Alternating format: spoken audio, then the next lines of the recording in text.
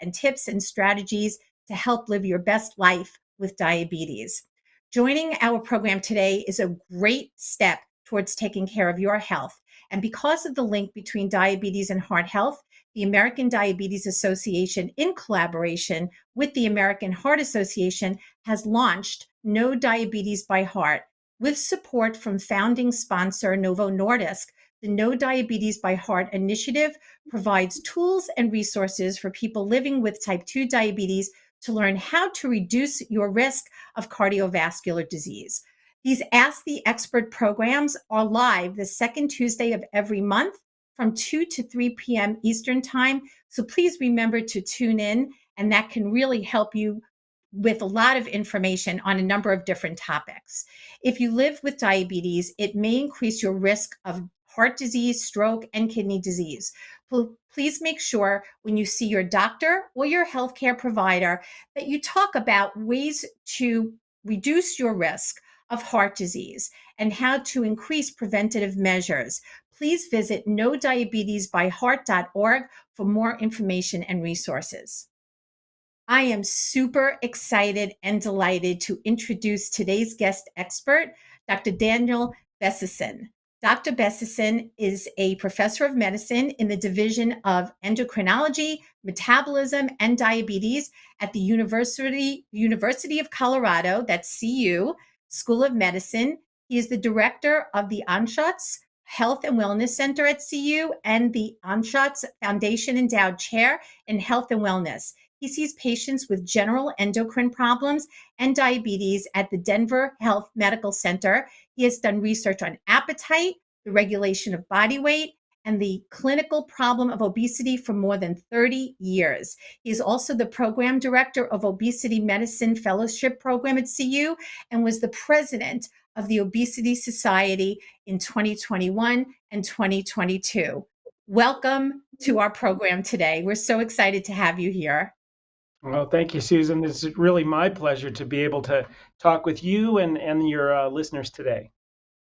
Thank you so much. So I'm going to kick off the conversation with a question for you.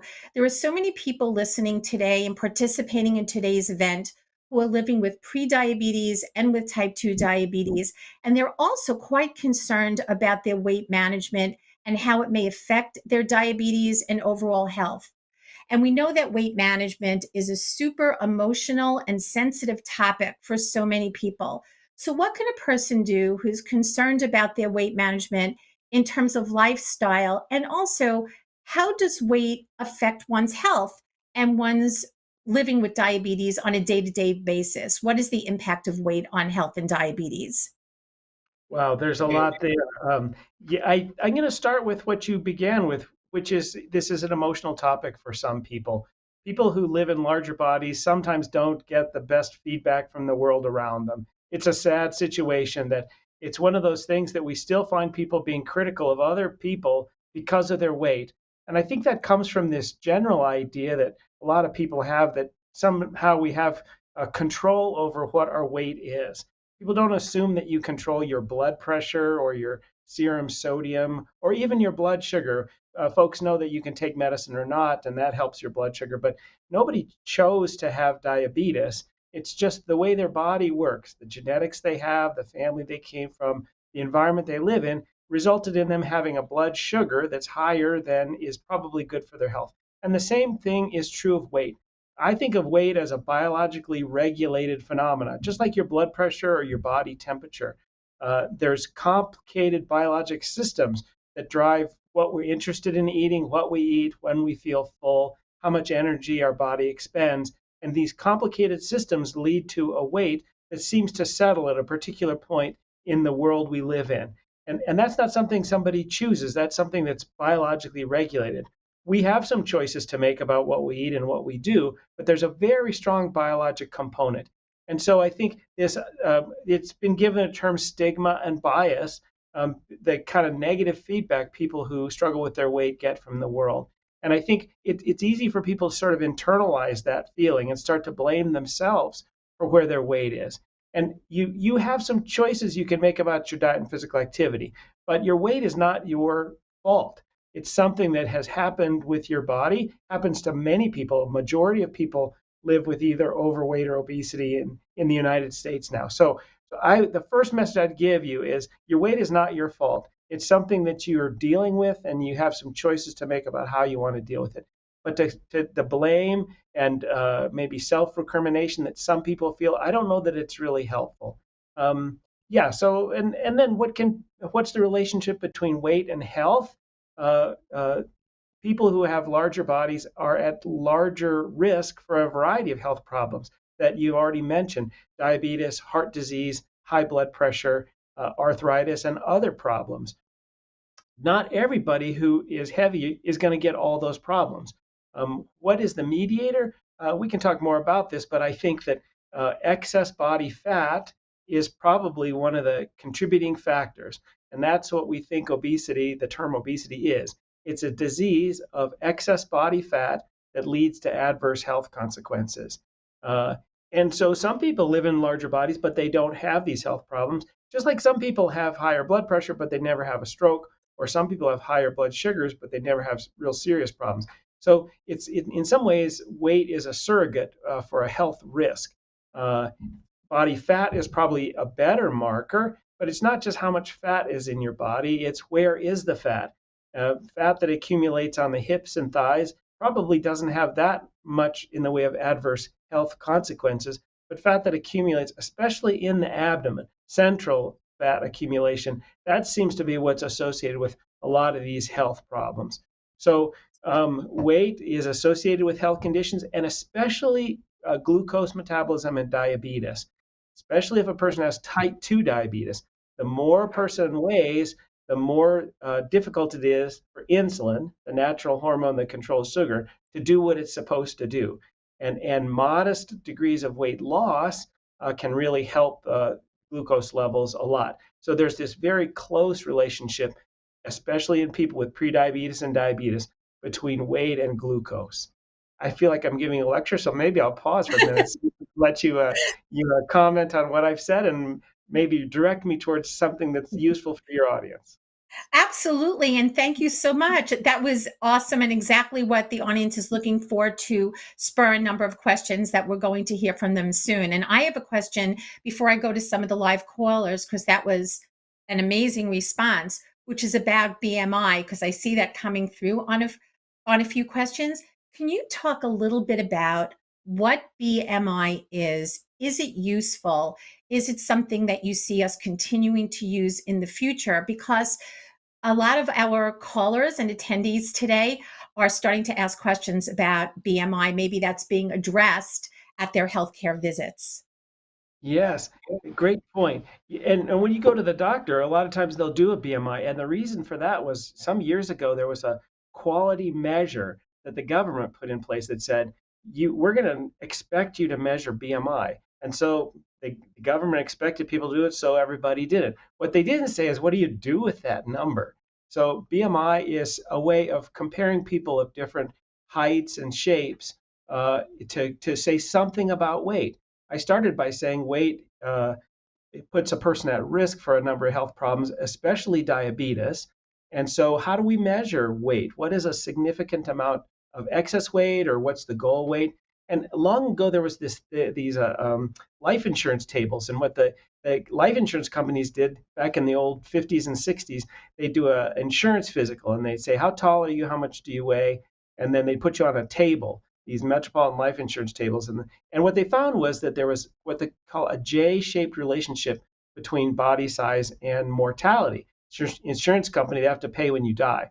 So if people are underweight, they have increased mortality, and people are overweight have an increased mortality. So they came up with this idea of an ideal body weight, and they had these tables that did that. Another way of looking at that was this body mass index, weight over height in meters squared. It's not an intuitive number. You have to get it from a thing. And it's been very useful epidemiologically, looking at thousands and thousands of people. The higher the BMI, the greater the risk. And so that got really institutionalized in a definition of obesity that is a BMI greater than 30. That's grade 1, and 35 is grade 2, and so on, until greater than 40, that's more severe obesity, because the risks go up the higher the BMI. But how about for an individual person?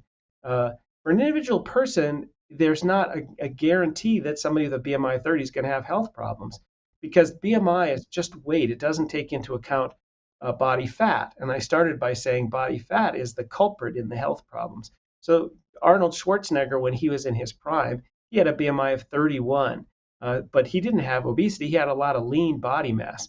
One way you could tell is his waist circumference was really small. I think it was like 27 or something like that. Because so, whereas many people I'll see in clinic who are struggling with their weight have a large waist circumference that reflects that accumulation of fat within the abdomen. So BMI is the standard. It's what we use to categorize people. It's what the FDA uses to give indications for medications or surgery, but it is incomplete. And so, what Yeah. we'd like to have is a better measure like body fat, but we don't have great ways of measuring body fat. And it's not even body fat, it's your overall health. So I think what the job of a good provider, a doctor, nurse practitioner, or somebody, is to sort of look at you and say, here's your weight. It's associated with some level of risk.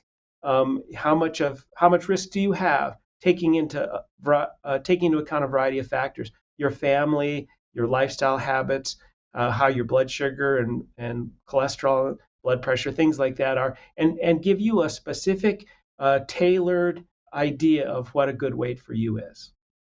That was just a perfect response. And so many people are confused about it. Thank you so much for clearing that up and looking at a person centered approach to care, always being collaborative in your care and speaking up and being an advocate for yourself when determining your treatment plan overall, including what your target might be with your weight. So if you are calling in by phone, remember to press *3, that's *3 on your keypad to ask your question live about how to determine a healthy weight for you. That's the topic of today's discussion. If you are joining us online, please remember to type your name and question into the streaming player and right below the streaming player and to hit submit. We're going to go to our first live question, which is from Ike, who is calling in from New York. Ike, please go ahead with your question. Yeah, my question is, I'm a type 2. I've gone down from 38 waist to 32, and I'm losing not a good appetite. I went to the doctor last week. He told me I'm weighing now about 150, 157. I should be at 150. I'm about 5'6" and down to 57 pounds. It's what's a good weight for me? I have high blood pressure and type 2. Thanks, Ike. You don't mind if I ask how, congratulations, you've lost some weight. Sounds like you've been working on this. What kind of strategy did you use to lose that weight? Well, I lost my appetite. I'm also a cancer survivor, and my appetite went away. Oh, gotcha. And so maybe you lost the weight, but you weren't trying to. It just sort of happened because your appetite went away. Is that right? Yes, and I I try to see. watch my sodium intake. That's under 150, 157. Uh-huh. And how has your diabetes done since you lost some of that weight? If I went last month, I think it was 7.2, I believe it was. Great. Well, again, I'm not able to provide clinical care here, but I can give some general thoughts that I hope are helpful to you and to the other folks on the call. For most Okay. people, losing weight is hard because as people lose weight, the body tends to change a number of hormones and make people more hungry and makes the Mm-hmm. body more efficient energy-wise. So the body tends to push weight up after a person tries to lose weight, and these responses are even more pronounced in people with diabetes. It's a little harder for people with type 2 diabetes to lose weight than other folks. That's what we see from different studies using different methods to lose weight. The fact that you've lost your appetite is unusual. Most people who lose weight, their appetite actually goes up, and that's been studied, and it's due to changes in hormones. So I think for most people, it's hard to lose weight, and it gets harder the more weight they lose. Your situation is different, where you haven't really tried to do this, and you've lost your appetite. So again, I'm not your clinical person, but I wonder if there's other things going on that have affected your appetite. I don't know what they would be because I'm not your doctor. But to me, I think sometimes we focus so much on weight that we forget other things that might be going on. I think your weight loss has been a good thing for your diabetes, and maybe you can see that. It might be helpful for other aspects of your life. But I'm a little worried about your lack of appetite and what that reflects. So I would be less focused on what's the target best weight for you and more curious about exactly what's going on with your appetite. And are you getting a good amount of nutrition? Are you getting the kinds of nutrients that are important for your body? Um, and actually, this is maybe a general point that I'll emphasize with other folks. I don't think there is exactly a right weight for somebody. That puts all the focus on the weight. I think much of the focus can be on what are your choices of what are you eating, what's your physical activity. There are people who can have a high BMI or they're still heavy, but they're eating a good diet, they're physically active, they're physically fit. And to focus too much on the weight can be frustrating. I have people who say, well, I didn't reach my target weight. Like you're only a few pounds above what your doctor said. And so you say, maybe I need to work harder. I think sometimes we focus too much on weight and not enough on habits and what our choices are. And again, so Also, I'm sorry, I'm not answering your question exactly, but I'm glad your health is doing better. And I do think you ought to talk to your doctor in detail about your appetite and when that started and what factors play into your appetite. he had me on Those were Ribelson. great That's a weight loss suggestions. medicine. Yeah, and also and thank you so much for that excellent question. Might I add that you also speak with your doctor or your healthcare provider about getting a referral to a registered dietitian and a certified diabetes care and education specialist who may be able to also provide very specific information that might be helpful. And thank you so much for your question. I hope that that was helpful. Thank you. Thank you, Ike. Thank you so much. That was a great question. I want to go to Ingrid, please. Ingrid has a great question as well. Ingrid, please go ahead and ask your question. Yes, hello. I was on Ozempic for a while and I stopped for 6 months. I was on 0.25. I am type 2 diabetic and I went back on Ozempic for a month on the 0.25. Then I started the 1. I'm not able to lose weight this time. Did it use up make me lose my body fat? Is that why I'm not losing weight? Yeah, so were you able to lose some weight the first time you started on it? 30 pounds. And then did you stay at that when you stopped it, or did you start to regain? Regain. Did you regain it all back or just some of it? All. All of it. And this time when you started it, you didn't lose weight. Is that what you're saying? Right. I can't lose. Gotcha. Well, thank you for that. So the advent of these new medications that help both with diabetes and weight has really increased interest in this whole area. Semaglutide is a medicine that goes by the name of Ozempic when it's used for diabetes and Wegovy when it's used for weight. It's the same medicine. It's just different doses. And we find that the weight effects are dose related, meaning 0.25 is the lowest dose and 2.4, almost 10 times as much, is the weight loss dose. The side effects, which the most common one is nausea, is also dose related. And so we tend to start at a low dose and gradually increase the dose over time. Again, if I was in clinic with you, I would kind of look at that weight curve that you had very closely. There's a couple issues here. One is, can you stop these medicines once you've lost the weight? And I think of weight, as I started at the top, weight is sort of like blood pressure or cholesterol. You use a blood pressure medicine, your blood pressure comes down a little bit and then it stays there. That's the effect of the medicine. If you stop the medicine, the blood pressure goes back to where it was before because that's what your body wants to do. The medicine doesn't change your body, it just changes the level of blood pressure that your body's happy with. Same thing is true with weight medicines. If you use a medicine for your weight, then the weight goes down, reaches a new plateau. And then if you stop the medicine, the weight will tend to go up back to where it was before. The difference between a weight medicine and a blood pressure medicine is blood pressure comes down within days. Weight comes down over months and months, and it comes back up typically over a longer period of time too. The other thing is Okay.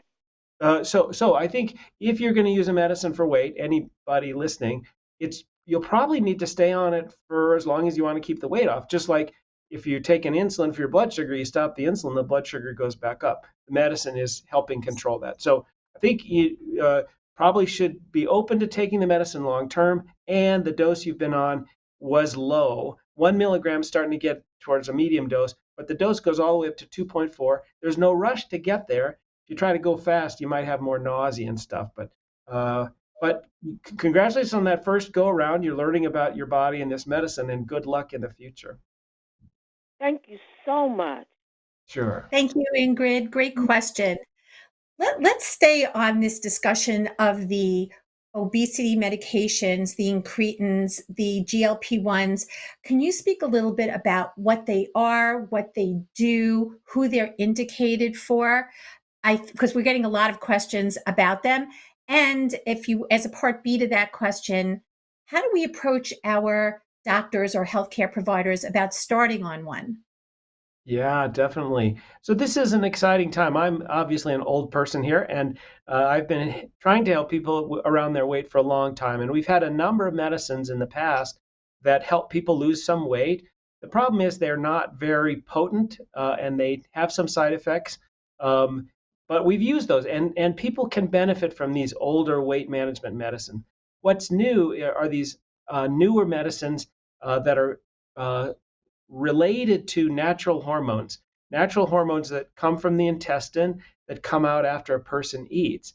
They're called incretins, which is just I'm going to just tell you the little story because you hear about this. If those of you who have diabetes, you know that if you eat some glucose, your blood sugar can rise, and then your body responds with some insulin and brings that down.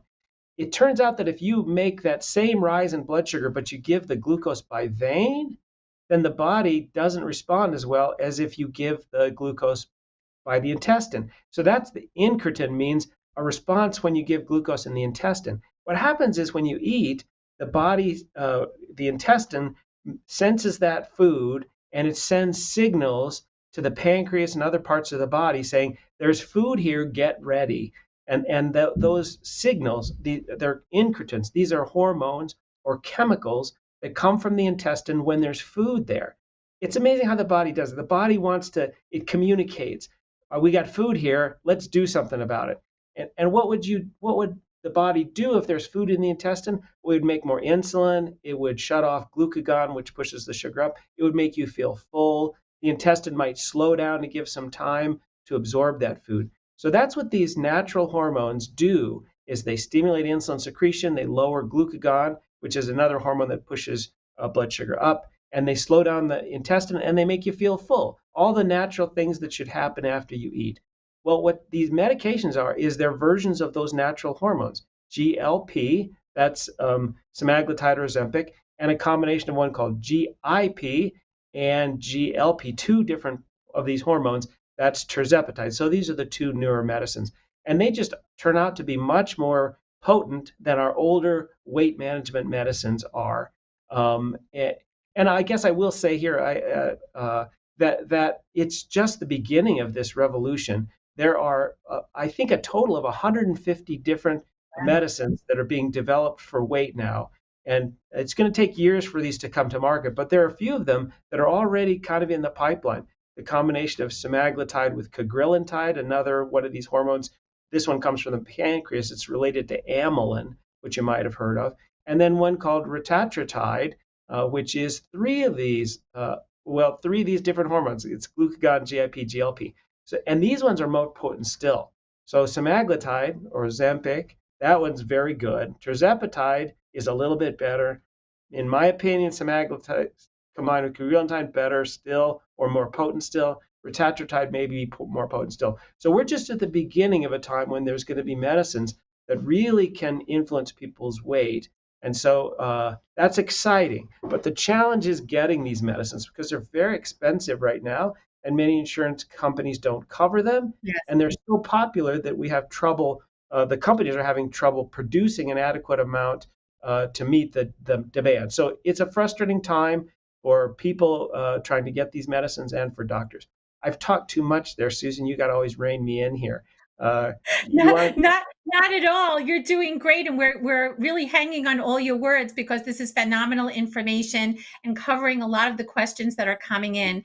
There's one question from JD that's coming in online, and JD asked that I had mentioned getting a referral to a nutritionist, a registered dietitian, or a certified diabetes educator. The referral part is easy, but finding one might be a little bit more difficult. So, JD, the first thing I would suggest is to contact your insurance company directly to see a participant in your area. The other two pieces of advice I would give you is you can go to the right.org website, which is the website of the Academy of Nutrition and Dietetics, to look for a referral for a registered dietitian in your area, or the Association of Diabetes Care and Education Specialists website to find a diabetes care and education specialist. So sometimes if you go straight to the website, they will be able to find somebody in your area.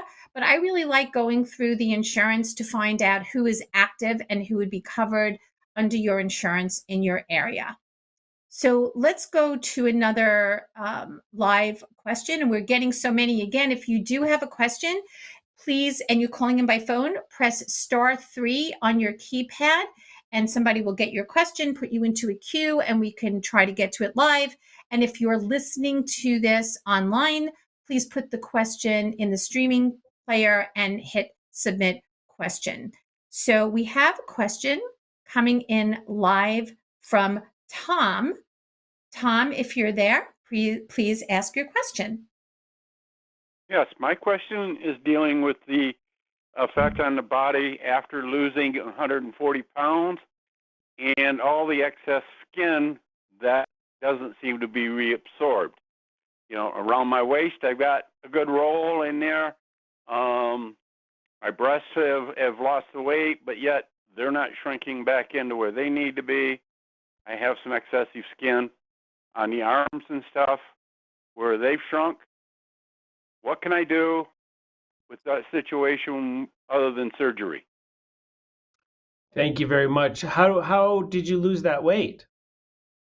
And they're a combination of actually three things. One, I had a doctor that didn't browbeat me or anything. He just explained my diabetes. He explained what was going on with my stuff and the future if I didn't change.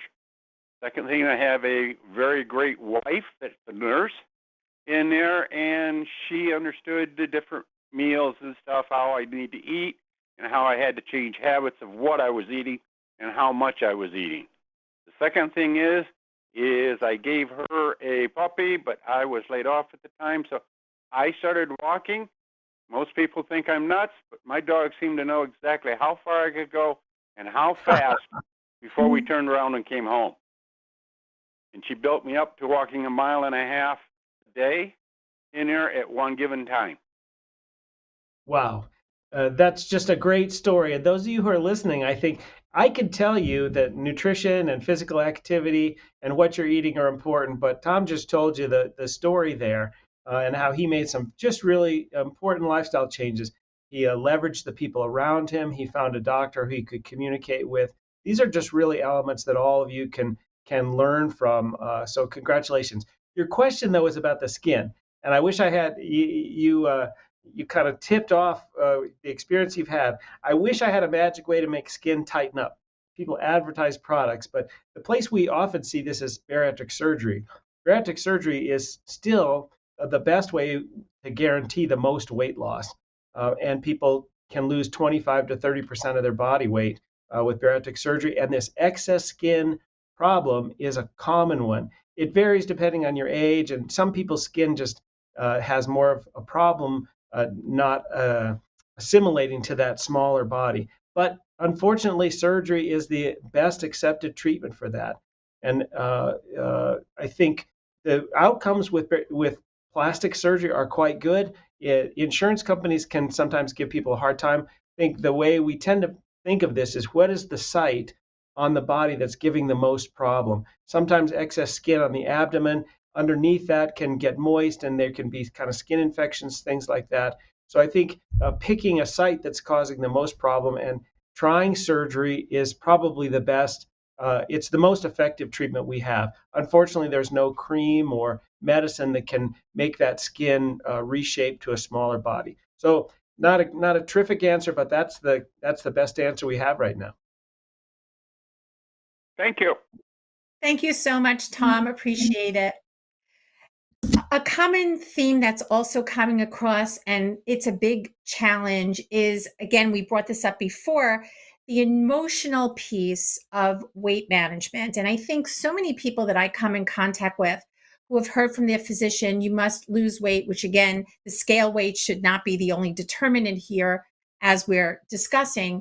But if somebody fears that going back to their doctor or their healthcare provider, they might be judged, they just may not go back for the follow-up visit. So I'm wondering if you have any tips that our listeners can use when approaching the subject of weight management, especially if they want to have a great and open conversation with their doctors. Yeah, thank you. I think, there are doctors that are insensitive, and and I think if you got a doctor that you just can't talk to, I think you need to get a new doctor, because you deserve Mhm. to have a doctor you can talk to. I must say, I talk to a lot of doctors, and a lot of them are scared to talk about this, because Yes. one is they don't want to offend the person in front of them. They don't quite know what to say. And they, in a sensitive way, they want to take good care of people. So it's a hard conversation on both sides. I would say the first thing is, you again, you got to get over this idea that this is your fault or you're guilty or something like that. You got to be more of a consumer and say, I want some help with my weight, and I have some ideas about what I want to do. So I think if you go to an appointment prepared, the one thing you can do is help the doctor by saying, maybe at one of your visits, say, weight is on my mind. I would like to talk to you about it. I know we're busy. We got a lot of prescriptions to refill and stuff like that. But could we have a weight focused visit? Could I schedule a time where we just spend a little time talking about weight, and I can send you a note, or I'll give you a note today? These are a few of the questions I have, and then we can have a little time to talk about this. So I think doctors respond very well to that. Doctors and nurse practitioners are sometimes busy. So anything you can do to help them be more efficient. I have people bring me huge long lists of questions.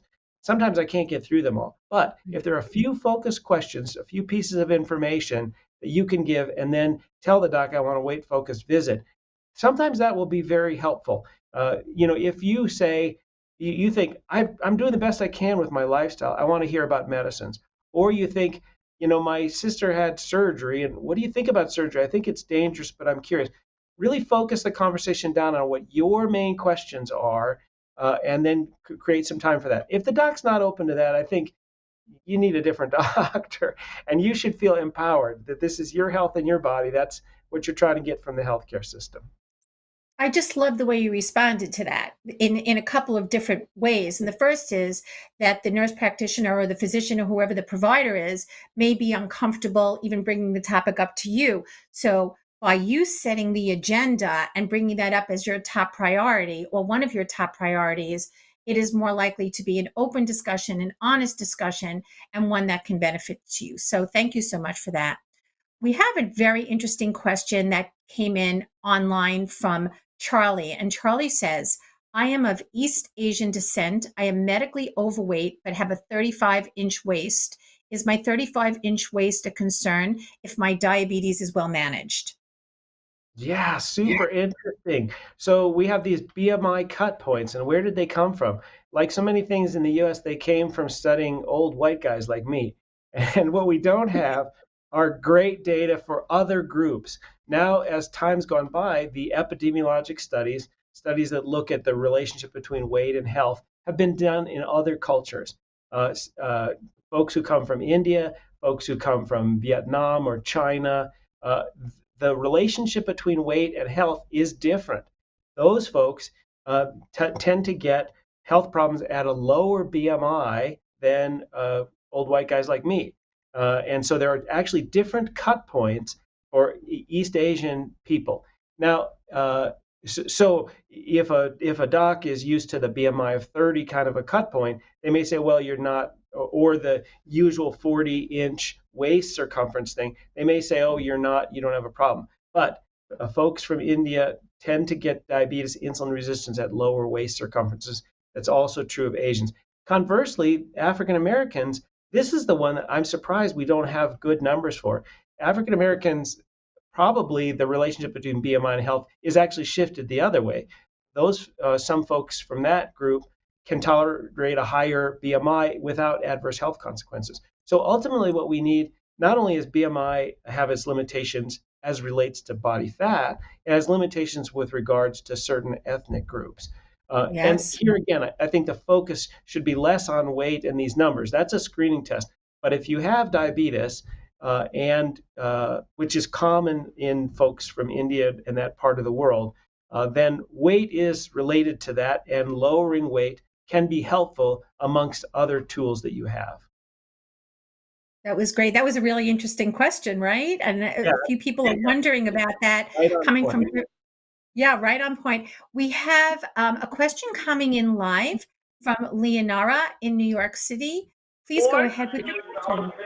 Wonderful, wonderful. Leonara, can you hear me? Can you ask your question? Oh, we may have lost her. Who are you talking to? To you, Leonara. Hello? Is this your? Hi, Yes. can you? Yes. Hi. Please go ahead with your question. Hi. Yes. I take I'm 75. I take Trulicity, Jordan, whatever how you say it. And I have a big stomach. You know, I stick the needles in my stomach, but I can't stand this abdomen. It doesn't look right. And I'm 5 feet.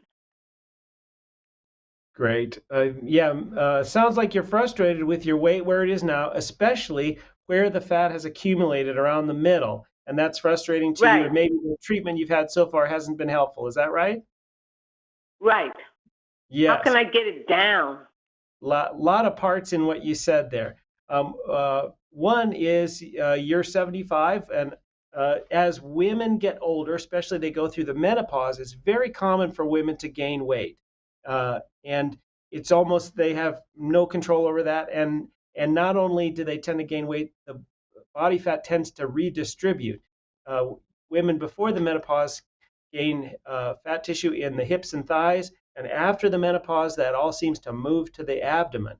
And the one of the key factors there is estrogen levels changing, but there may be some other hormone things that relate to that.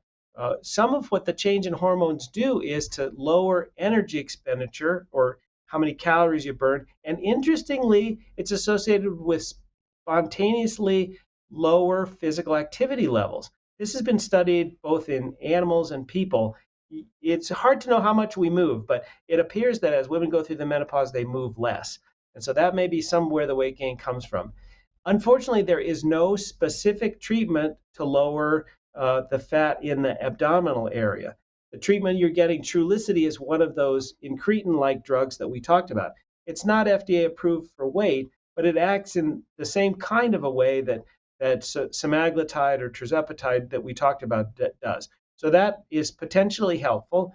I think there's a lot of kind of a concern about central fat accumulation because of health, and so that's rightly placed. But I think the tools you have to manage that are the same tools we have otherwise. Eating a good diet, remaining as physically active as you can be, and trying some of these medications like you are. And the higher the dose, the more likely they are to produce weight loss. You can give more side effects, but I'm not sure what dose you're using. But with dulaglutide, I think that's what you mentioned, Trulicity, can go up as high as 4.5 milligrams per week. And so there tends to be more weight loss with the higher doses. I hope I answered something there. Okay, well, thank you. Thank you. Thank you so much for your call. We appreciate it. We have a number of really good questions coming in online as well. So let's go to what did I just see? Oh, here's one from Michelle. This is great. How does hormone changes, specifically perimenopause, contribute to weight gain? Yeah, and I think we just mentioned that a bit in that last question. That menopause is associated with a fall in estrogen, and that fall in estrogen results in redistribution of fat from the lower body to the abdomen, and tends to produce, on average, about a pound or two of weight gain uh, per year over that transitional period. The weight gain usually starts before menopause even happens, before the last menstrual period. So many women will gain 10 or 15 pounds around that menopausal transition. So that's very common. And the estrogen is probably the main factor that does that. So maintaining high levels of physical activity during that transition, I think, is an important piece. I completely agree. And sometimes there needs to be some nutrition changes as well. So, again, looking at what's going on with your nutrition, you may eat a little bit differently when you're going through perimenopause or menopause than you did a few years before. And that may help as well. One of the questions that I have, and that comes up very often in my practice, is for people who may have had bariatric surgery or weight loss surgery in the past, and they may have regained some of the weight, or they may be struggling to lose some weight.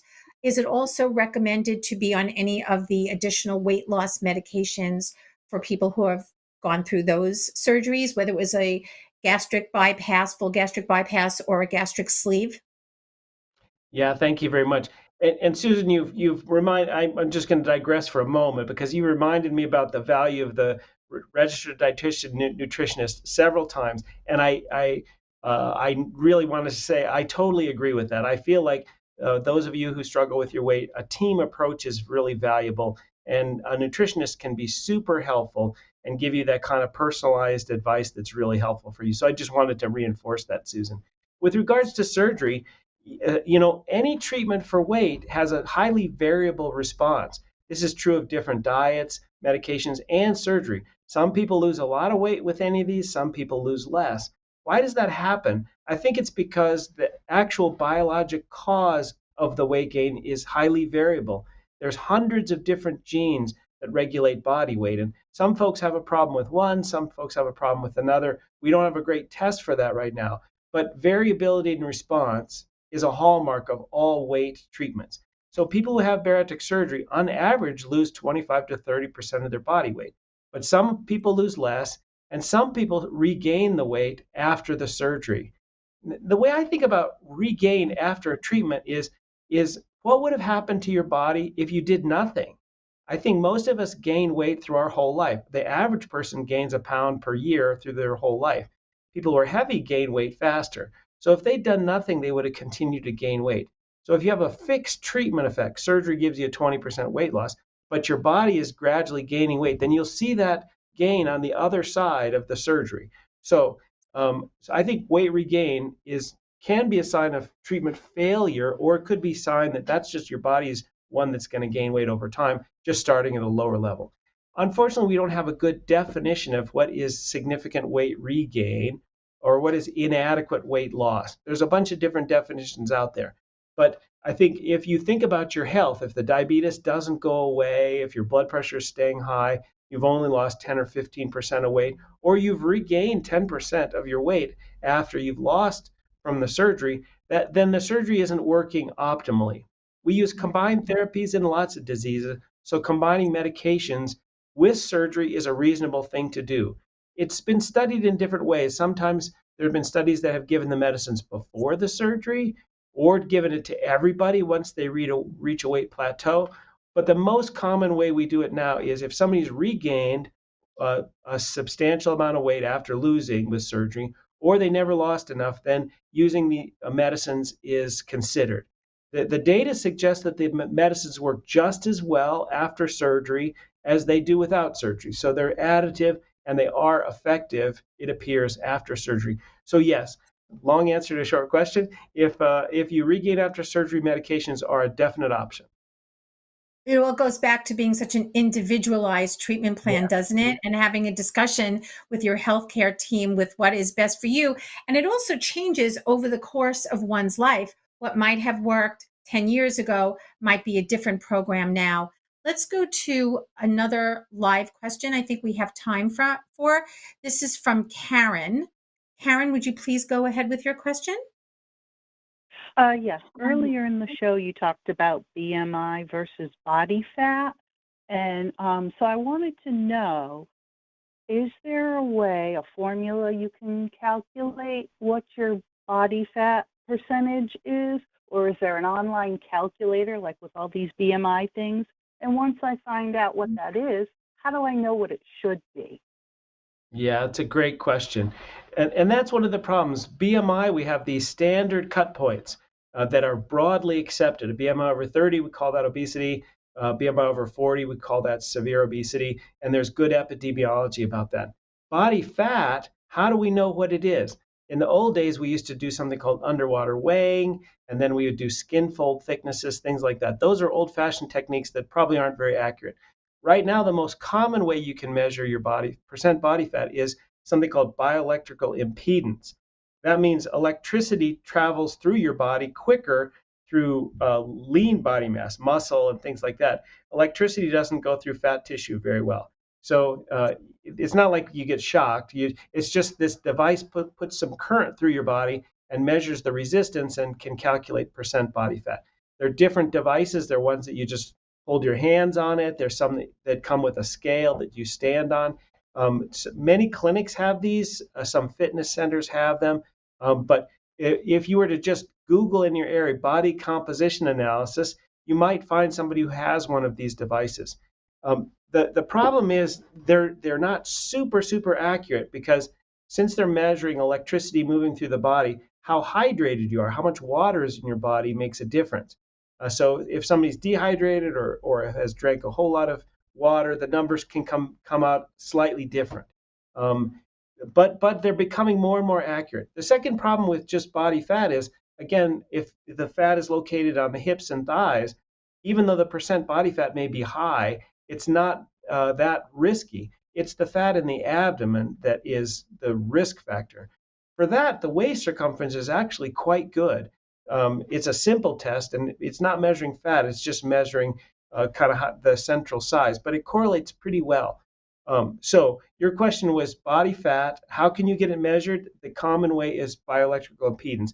The most accurate, another accurate way is DEXA. That's bone densitometry. That kind of a test is used often in people to measure their bone strength, but it also is very accurate in measuring percent body fat.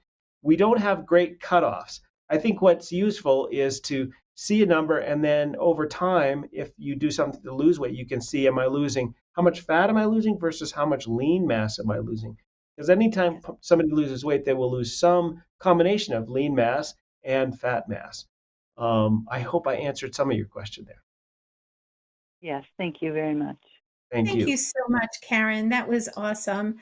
And these calls have all been excellent. I want everybody to continue to stay on through the rest of the program. Remembering at the very end, we have a very short survey, which is going to help us in planning for future programs as well.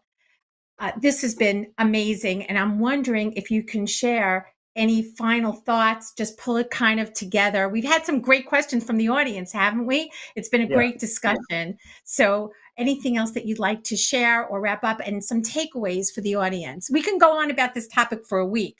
So yeah. Well, I guess first I'd say is congratulations all of you for taking the time, your valuable time to think about your health and think about learning new information that will just add to your ability to make good choices each day about your health.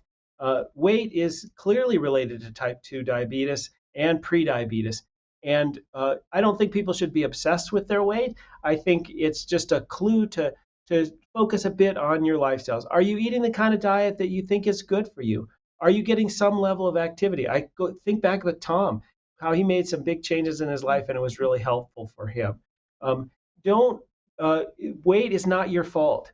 You didn't choose to have a weight that you have, and you didn't choose to have diabetes. Doesn't mean you don't have some choices to make, but don't blame yourself for it. That doesn't help at all. And find good partners, a nutritionist who can help you with your diet if you can, a physician or a nurse practitioner who can have an honest conversation with you, and then be empowered. When you interact with the healthcare system, look for the help that is where you need it.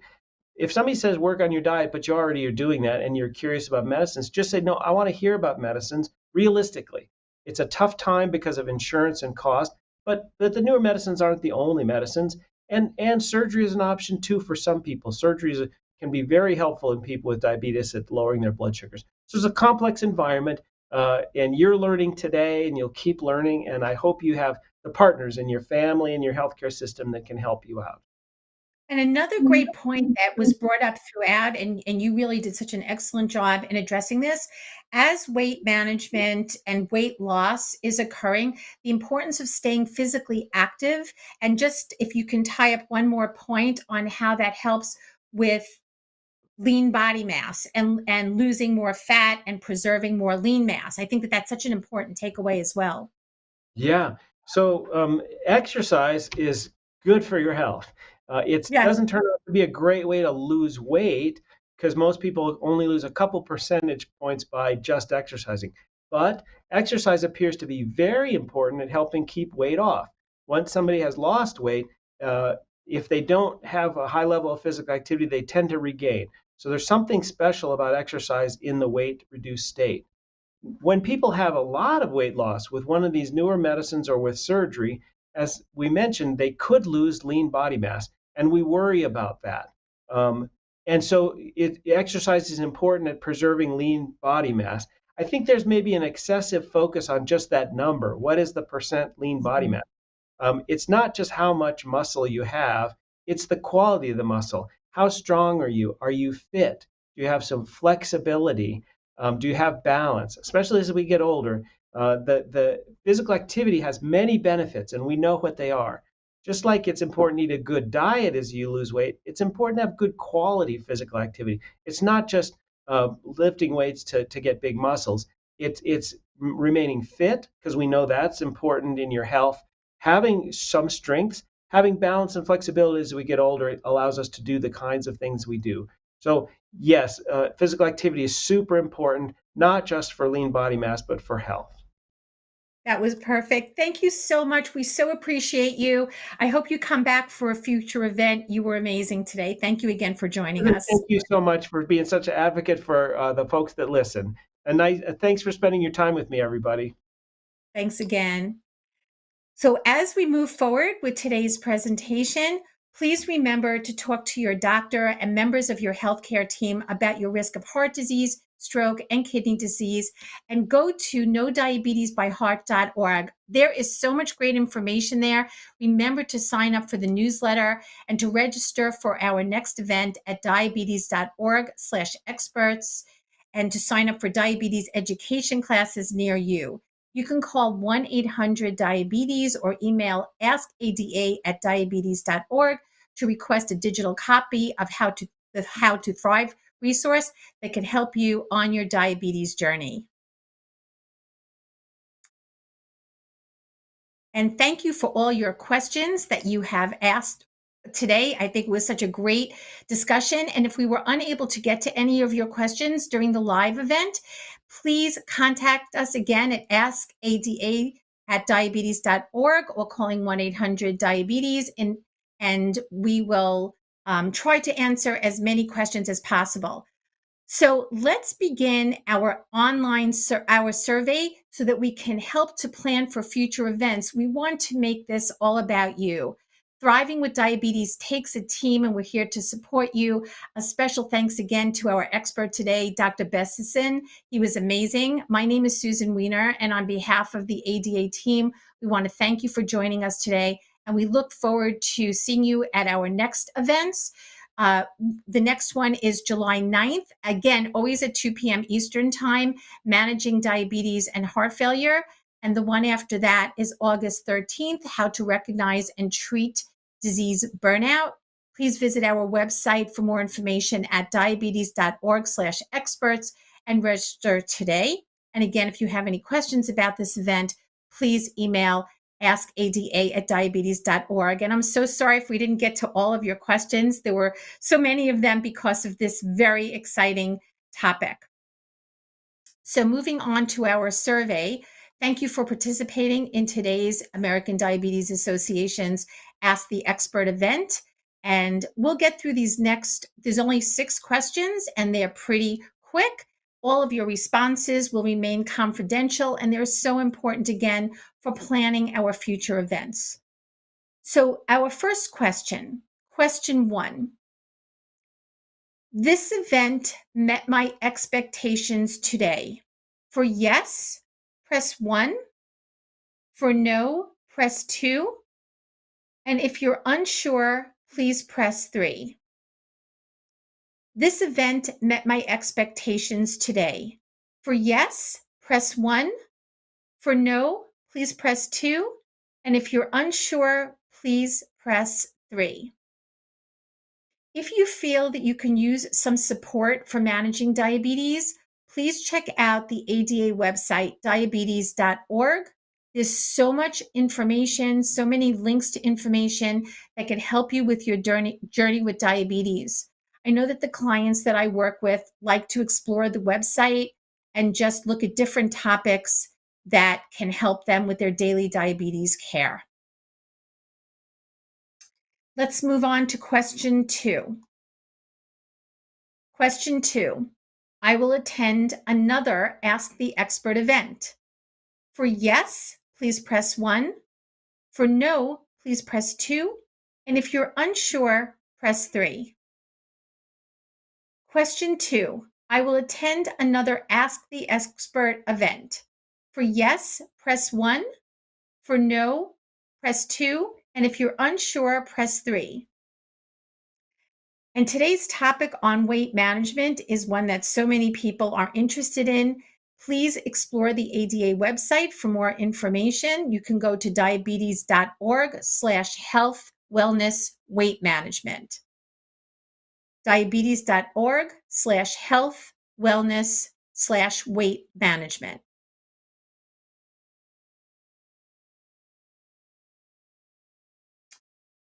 Thank you for sticking with this. We appreciate it. Question 3. This event improved my knowledge about weight management. For yes, press 1. For no, press 2. And if you're unsure, press 3. This event improved my knowledge about weight management. For yes, press 1. For no, press 2. And if you're unsure, please press 3. Did you know that there are approximately 38 million people living with diabetes, so you are not alone? And if you're looking for peer support, the ADA has state, local offices, there are diabetes camps, online forums, and much more. So please check out diabetes.org/community for peer support. That's diabetes.org/community. Let's move on to question 4. There are only a couple more left. I intend to use my knowledge I gained for my or my loved one's next appointment with a healthcare professional. I intend to use the knowledge I gained in my or my loved one's next appointment with a healthcare professional. For yes, press 1. For no, press 2. And if you're unsure, press 3. Remember to check out knowdiabetesbyheart.org to learn more to take simple and practical steps to reduce your risk of heart attack, heart failure, diabetes, and kidney disease. And we spoke a lot about checking out knowdiabetesbyheart.org today. That was in the slide deck as well. It's just a fantastic free resource for you and your family. Question 5. Before this event, I felt confident to talk to a healthcare professional about my or my loved one's diabetes weight management. Before this event, I felt confident talking to a healthcare professional about my or my loved one's diabetes weight management. For yes, press 1. For no, press 2. And if you're unsure, press 3. For yes, press 1. For no, press 2. If you're unsure, press 3. If you want to learn more about food and nutrition, please go to diabetes.org/food-nutrition. If you go again to the diabetes.org website and just put in food and nutrition, you'll be able to get to that page.